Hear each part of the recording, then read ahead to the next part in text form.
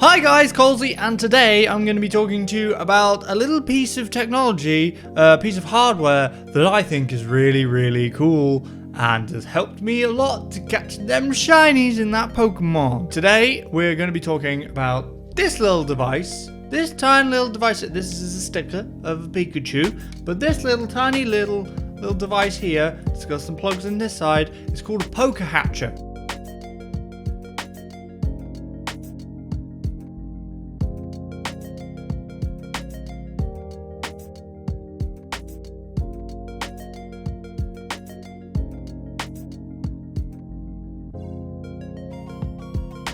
You know what? I'll get the paperwork. Pokehatcher. It's called a Pokehatcher. It's a cool little device that I happened to come across on Twitter, kind of randomly and organically, naturally, I guess you could say. I posted a tweet of my daughter sitting on the sofa playing on her Switch Lite, playing some Pokemon Shield, and that was liked by the Twitter account that makes these Pokehatchers. And I was like, oh, what's that? That sounds interesting. Ended up DMing them because I was interested to find a little bit more information out about what these are, what they do, and what they're for, and if I could get hold of one. So this video is sponsored by Pokehatcher. I managed to talk them into, I guess. I don't know. They were interested in me making a little video about this, and I have a discount code that they have set up specifically for me so that you guys can get a discount if you want to grab yourself one of these Pokehatchers. Now, obviously, before you're going to buy one, you're going to want to know what it is. And I'm going to be able to help you with that because I have had this for a couple weeks and I've been testing it out. I've been using it myself. I've been playing around with it. And I'm pleased to say I'm very happy with it. It's super cool and it's useful. If you are like me, you want to get them shiny Pokemons, but you haven't got the time to sit there and actually get them yourself. Now, this isn't cheating. This isn't any sort of hack that's going to get you in trouble. Effectively, what this is programmed with key bindings and stuff, and it acts as though your Switch is being controlled by like the Joy-Cons, when in fact it's not. You can leave this on overnight, you can leave this on while you go out, and this will continue to do whatever programmed actions it has been given. So, currently holding my Joy-Cons, both my Joy-Cons, and I am controlling the game. I'm playing Pokemon. I'm watching it through OBS and not actually watching it on the screen because I'm capturing it, so there's a slight delay between me putting in the input and the character moving, but I'm sure that's not going to be a problem. It's fine. It's probably only a delay as well for me playing it. It probably won't be delayed for you guys watching it. I'm going to show you how it works. So, it does come in the package with these instructions. It seems like a lot, but actually it's fairly simple once you get the hang of it. As you can see right now, I have a lot of Zigzagoons in my party, and that's because that's the Pokemon I'm currently trying to get a shiny of. I'm trying to hatch a shiny. What it asks for you is to put a Pokemon with, what is it called? It's like Flame Body. Hang on. First lot should be a Flame Body Pokemon.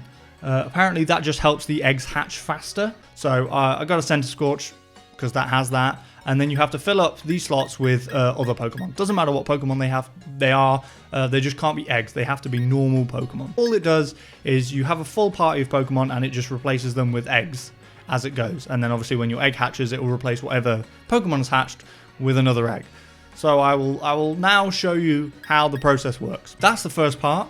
Then you have to fly using your magic flying, fly over to the Bridgefield Pokemon Nursery. That is where this will work for you.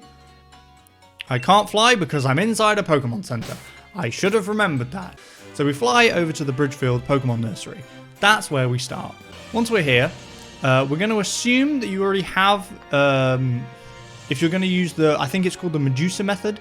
So you have a foreign Ditto, for example, from a different region than you are in. I currently have a Japanese Ditto in there, and the Pokemon that you're wanting to hatch a shiny of. So I have my Japanese Ditto in the Pokemon Nursery, and I also have a Zigzagoon in the Pokemon Nursery. So I will be getting Zigzagoon eggs And is that what it's called? Is it called a Zigzagoon? Am I saying it wrong? I feel like I'm saying it wrong. Zigzagoon, I don't know. That sounds like the Spice Girls. But anyway, so I have the foreign Ditto in there with whatever Pokemon. In my case, it's a Zigzagoon.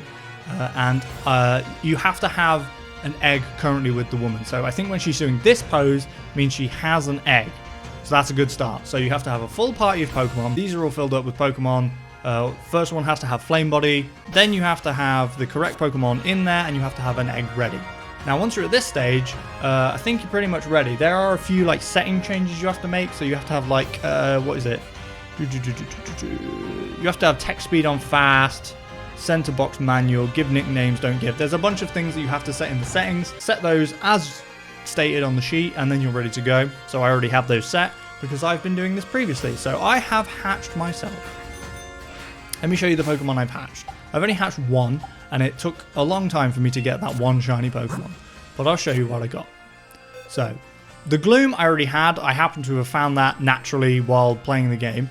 But I hatched myself a nice shiny Sobble because I like the colours of the Sobble, I'm going to be honest. It's kind of blue and pink, which is, as you can see behind me, kind of the colours that I like and I go with for the channel. It took a long time. I think it took about, doing the calculations, it took about maybe 1,000 hatches to get this. And obviously, if I was doing that myself by hand, that would have taken a long time. But thanks to the Pokehatcher, I didn't have to do any of them, I'm going to be honest. I just left it doing it, and it did it, and it hatched me that egg. Now what we're going to do is we're going to start this. As you can see at the minute, I am currently playing myself. I'm rotating the camera, and I am in control with these Joy-Cons. I'm going to slide these onto the dock, and then everything should be ready to go. We have to make sure that the selector in the menu is on town map. Have to leave that, and then we go back to the main screen. We don't actually have to be here, I guess, because the first thing that it will do, first thing the Pokehatcher will do when I plug it in, is it will fly us here, because that's where its start position is. So I guess you don't have to be at here at the point, but I guess you want to be to check that she has an egg. So now that that's done, we're going to slide these. I'm going to slide these onto my Switch in the dock. No Joy-Cons. Joy-Cons are now connected. And then via a USB cable, you plug this end into the Pokehatcher device.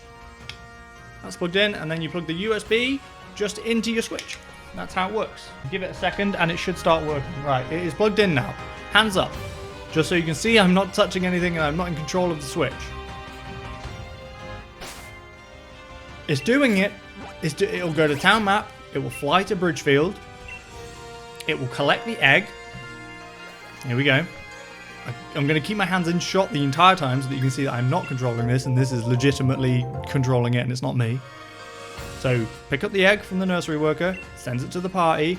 It'll select a Pokemon to swap, which is the reason that you have to have a full party of Pokemon so that you can swap them out. Swaps it out. It's like, take good care.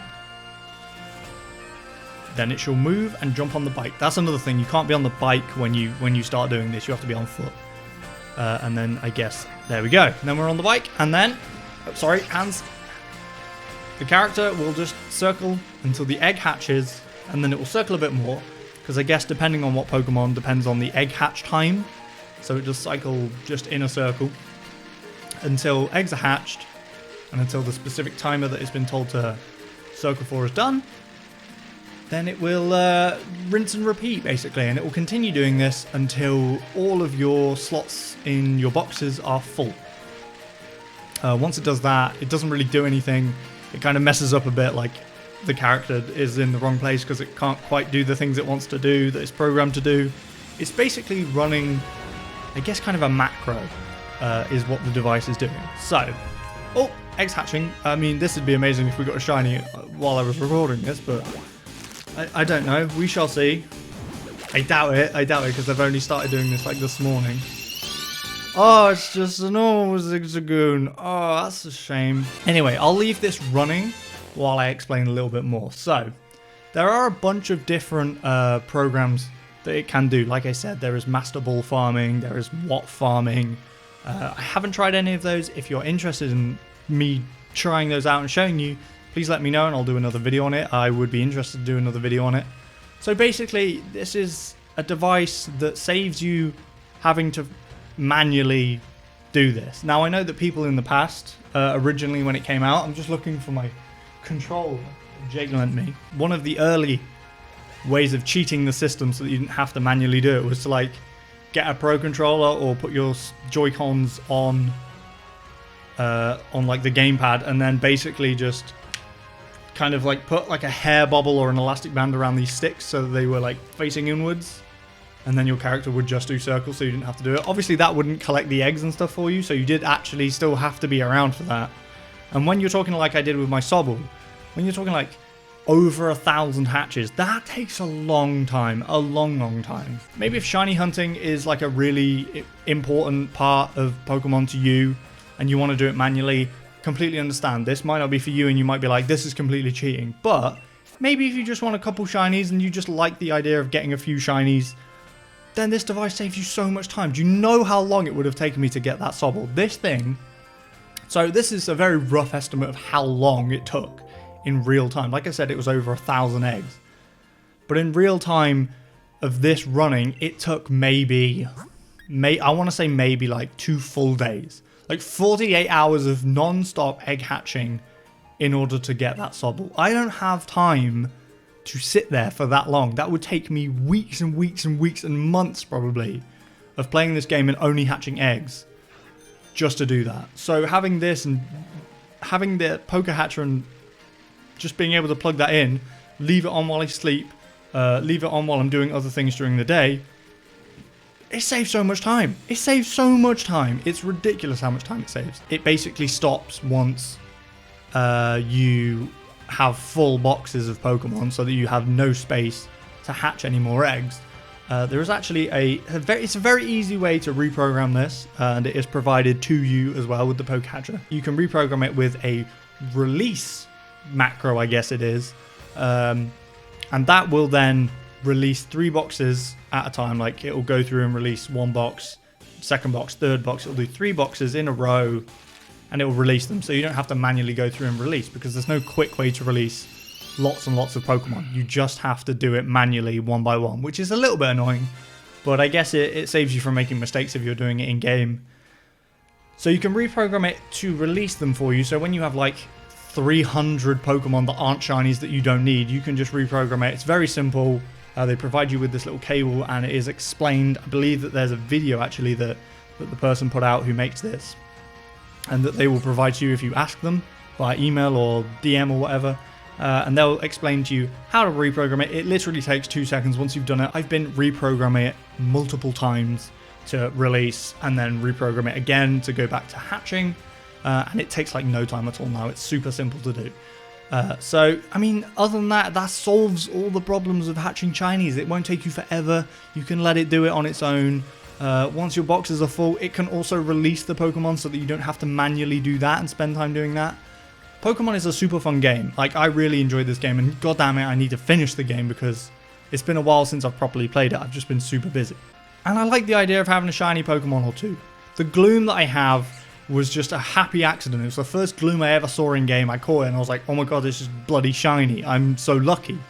But with other Pokemon, I don't have time to sit down and do that. I kind of would like to finish the Pokedex, but I don't even know if I'm going to have time to do that myself, let alone catching and farming shinies. It's just a little bit of fun, right? I understand that some people are going to be like, oh, it's cheating and you shouldn't be able to do it and it's ruining the point of the game. Right, I get that. But it's not really. It just means that I can get a cool color version of a Pokemon I like. That's what I use it for. So I have a normal Nintendo Switch, works perfectly with that in the dock. You plug the Pokehatcher into a USB on the dock and it works like that.